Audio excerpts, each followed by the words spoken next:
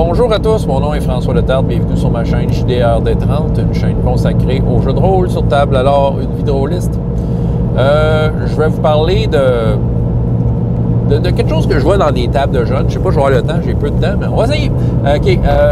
Une constante que je remarque, parce que je fais plusieurs tables de jeunes, tu sais, j'en ai comme plusieurs en parascolaire, j'ai des tables à bibliothèque, j'ai des tables avec mes propres enfants, puis j'ai l'impression que des fois, ils interagissent avec l'univers de jeux de rôle, les monstres, les personnages non-joueurs, l'intrigue, whatever. Toute leur interaction de leur personnage versus tout ce qui n'est pas eux, j'ai l'impression qu'ils interagissent comme si c'était des décors en boîte de carton. C'est toujours drôle, ça. Ils ont l'impression qu'eux autres, ils ont l'impression qu'ils peuvent détruire tous ces éléments-là à coups de pied, comme si c'était des boîtes en carton. C'est comme si après une fête d'enfants, il y avait un petit château en carton, on leur a donné la permission de sauter dedans. C'est toujours drôle parce que le jeu de rôle, c'est sa propre bébite, d'une certaine façon. Ça a ses propres paramètres. Je veux dire, contrairement à probablement toutes les expériences qu'ils ont dans leur vie, de tout leur hobby, tu sais, ce hobby-là, il est unique en soi parce qu'il pose des défis. Si on y va avec des trucs standards à la donjon, tu sais, il y a toujours des défis à surmonter, puis on dirait qu'ils ne voient pas ça. On dirait qu'ils ne réalisent pas, on dirait qu'ils ne sont pas capables de le calculer, tu sais, puis encore et encore, même s'ils ont tombé dans des situations difficiles où ils se sont aperçus que non, c'était pas en carton, qu'il y avait comme une réelle résistance, ils font la rencontre d'après toujours avec ce minding-là, comme de quoi qu'ils peuvent le détruire comme si c'était une boîte en carton. Écoute, je peux pas les blâmer, ils sont jeunes, c'est sûr qu'ils n'ont pas l'expérience de la vie encore, ce qui fait que là, tu sais, il y a peut-être des poids et mesures avec lesquels ils ne sont pas capables de palper, parce que je veux pas dans des jeux de rôle à la donjon, même si tu fais des choses extraordinaires, il y a quand même certaines lois de la physique qui s'appliquent, qui ressemblent à la vraie vie, tu sais. Fait qu'il faut garder ça en tête. L'autre affaire, je pense, c'est, tu sais, je vais pointer du doigt un peu les jeux vidéo. Tu sais, les jeux vidéo, justement,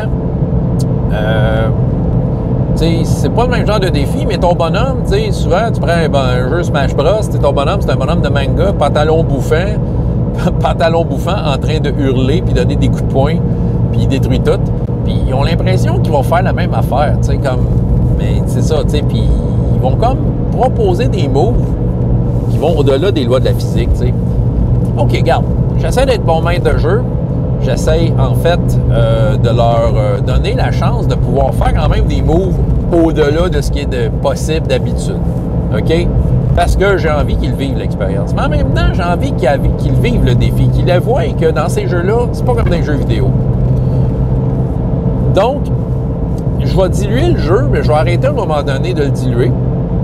Ça prend un minimum de règles. Ben, je me dis que si je le dilue trop, le jeu, ça sert à rien de jouer à ce jeu-là. On fait juste raconter l'histoire, puis bang, bang, tu l'as. Ça sert à rien de rouler des dés, parce qu'aussi, il y a le phénomène de... Ils n'aiment pas ça quand les dés, ils me ratent leur coup. Il y en a qui m'ont fait le coup de genre, ils roulaient le dé, puis tu sais, ils rataient, puis ils me regardaient, disaient « Hey, je peux-tu le relancer? » Ben non, on lance le dé, ça fait partie du jeu. Le dé, quand il parle, j'essaie de leur apprendre ça, le dé, quand il parle, tu l'écoutes. Fait que ça fait partie du jeu. Mais c'est ça, décor en boîte de carton, tu sais. Des fois, ils veulent interagir avec des choses qui dépassent les lois de la physique, dans le genre, tu sais, puis là, je vais faire une question générique, mais qui représente plusieurs questions que j'ai eues pendant, mettons, un combat, là. Hey, je peux-tu me faire une bombe nucléaire qui détruit tous les ennemis, mais pas mes amis? T'sais, bref, ils veulent l'avoir facile, puis se péter les bretelles, comme de quoi que, hey, je les ai battus sans défi. Puis c'est ça. Autrement dit, ils se la veulent facile avec ils veulent avoir des super bombes, puis hey, boum, tu sais, super trop heureux de, tu sais, boum, puis tu sais, je sais pas trop, là, tu sais. Puis là, je leur dis, ouais, tu sais, depuis tantôt, tu fais juste lancer une flèche, donner un coup d'épée pendant un round, tu penses vraiment que tu peux faire une bombe nucléaire, là, tu sais. Puis les autres, ils vont dire, ben ouais. Ils disent, OK, t'as-tu genre 5 mois devant toi, là, présentement? Non, regarde, t'as 3 secondes, qu'est-ce que tu fais? Puis tu sais, des fois, on dirait qu'ils bloquent, ils gèlent, c'est comme... Hey, je viens de les faire dans leur plan. Ah, mauvais maître de jeu que je suis. J'ai dit non. Ben, j'ai pas vraiment dit non. J'ai dit oui si t'as 5 mois. C'est ça qui arrive. C'est un peu d'apprendre un peu ces choses-là. Des fois, quand ils protègent, je dis, regarde, ça, tu vois ça dans un jeu vidéo. Tu rejoins Smash Bros chez vous à soir. Là, on est dans un jeu de rôle et l'expérience est différente. Voici le défi. Je peux les donner des suggestions sur des choses à faire pour leur donner une idée de la chose. Mais tu sais, écoute, décor en boîte de carton. tu mets une map, puis tu sais, il y a de quoi qui sous-entend qu'il y a peut-être un dragon sur la map, mais c'est pas ça l'aventure. Mais ils vont te dire, on va aller tuer le dragon. OK. Là, tu sais, t'essaies de leur expliquer, OK, ton épée fait juste 1 des 8 points de vie de dommage. Ouais. C'est pas beaucoup, là. Le dragon a beaucoup de points de vie, tu sais. On y va pareil. Fait qu'eux autres, parce que dans leur tête, le dragon, il est fait en carton. Mais c'est toujours drôle parce que, tu sais, mettons, pour mettre du piquant, pour l'immersion, tu sais, veut dire, ils vont rencontrer, je sais pas, une gang de gobelins. Puis, tu sais, une gang de gobelins facile à battre normalement, mais pour une raison quelconque, cette fois-là, ils ont toutes les misères du monde à les battre parce que les dés sont contre eux autres. Les personnages finissent la gueule en sang, sont presque morts, ils pleurent parce qu'ils ont presque plus de points de vie, ils courent après le clair pour qu'ils guérissent, puis ah ouais. Puis, sûrement qu'ils ont pensé que les gobelins étaient faits en carton, mais soudainement, les dés ont parlé. Tu sais, la mathématique de la chose a joué contre eux autres. Fait que là, tu sais, puis ils sont aperçus qu'avec leur épée à un D8, des fois, ils les tuaient pas d'un coup, des gobelins, tu sais. Là, une fois qu'ils sont guéris, puis qu'ils ont eu une bonne leçon de comment ça marche dans le donjon, ils veulent aller tuer le dragon. Là, c'est là, je le dis, « Hey, t'as pas eu de misère avec tes gobelins? » Oui! Ouais, tu savais que le dragon a plus de points de vie, tu sais. C'est peut-être dans 3 chiffres, les points de vie. Tu sais que, tu sais, puis là, j'essaie de leur expliquer un peu, c'est quel genre de danger en termes mathématiques.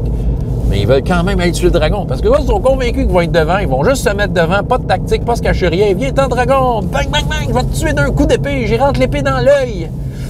Il y a des jeux de rôle qui le permettent, là. Mais tu sais, mettons qu'ils veulent jouer à donjon, ben c'est vraiment à ça qu'ils veulent jouer. Ben, tu sais, c'est quoi je fais, là? Je leur dis oui. Tu l'as tué, ton dragon en carton. Il est mort! Et les autres vont se péter les bretelles, vont être bien fiers de ça. Ils vont raconter ça, mais je ne sais pas si je leur rends vraiment service. Tu sais, à comme leur dire oui, c'est un affaire de même, à comme laisser passer ça. Je pense qu'ils sont là un peu pour apprendre. Puis, qu'est-ce qu'il y a à apprendre aussi? C'est quoi un défi? Un dragon, l'exemple que j'ai pris, c'est... ça fait partie des créatures les plus puissantes d'un jeu de rôle, bien souvent. C'est symbolique. Le dragon, c'est l'affaire la plus forte. C'est ça, c'est le badass. C'est le king créole. C'est tu sais, OK, t'as battu le dragon. Tes premiers niveaux, t'as battu le dragon, le meneur de jeu dit oui, c'est le fun de tuer des dragons. C'est ça. Fait que là, le meneur de jeu, mettons qu'il te laisse faire ça, là. Puis là, tu vas t'en vanter toutes tes amis, tu vas te péter les bretelles, mais c'est quoi le défi qu'il y a après?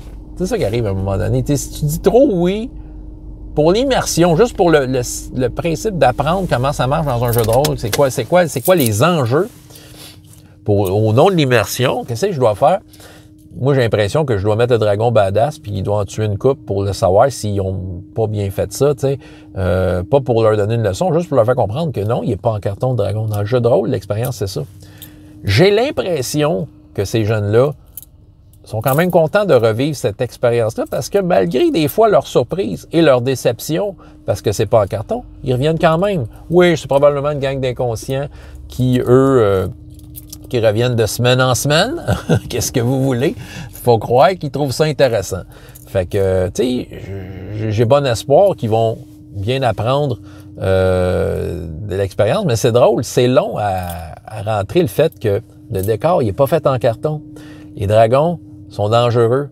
Puis, c'est ça. C'est un peu ça que j'avais à vous raconter. Tu sais, je pense qu'il y a un équilibre à avoir entre répondre oui à toutes sortes de folies, c'est bien drôle, mais une limite minimum qu'ils doivent apprendre de dire, oui, OK, mais à un moment donné, les départs, puis ils te disent non.